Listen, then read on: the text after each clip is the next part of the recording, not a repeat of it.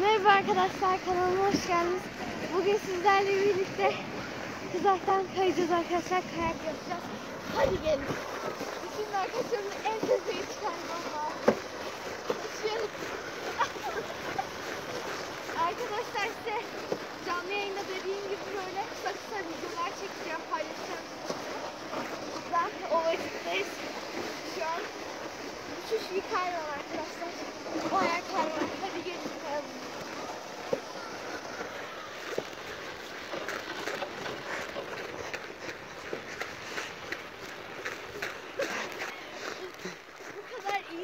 Arkadaşlar iyi.